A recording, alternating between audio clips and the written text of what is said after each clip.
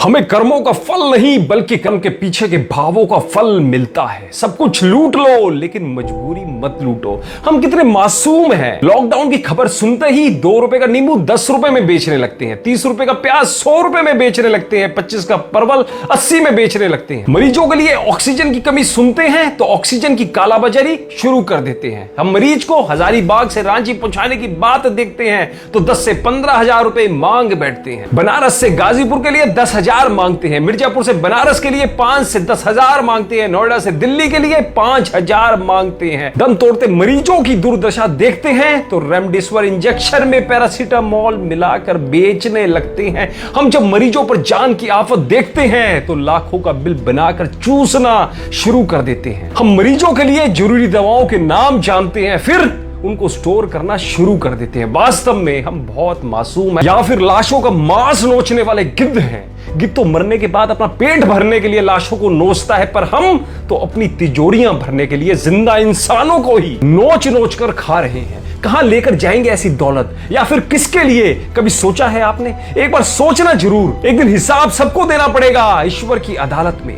कच्छ के भूकंप के दौरान की एक सच्ची घटना आपको सुनाता हूं। जिगरा हो ना तो अंत तक बड़े ध्यान से सुनिएगा।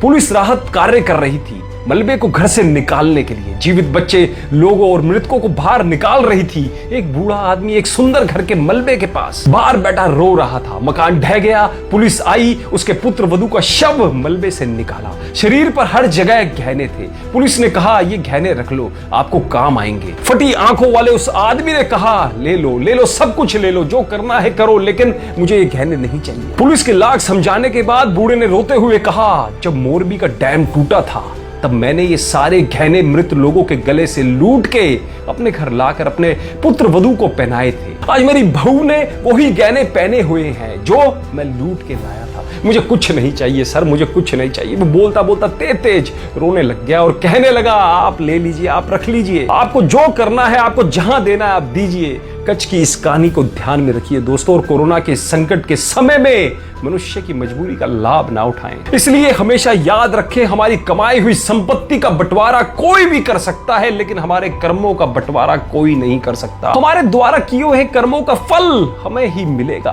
कर्म की गठरी लाद के जग में फिरे इंसान, जैसा करे वैसा भरे, विधि का यही विधान। कर्म करे किस्मत बने, कर्म करे किस्मत बने, जीवन का ये मर्म।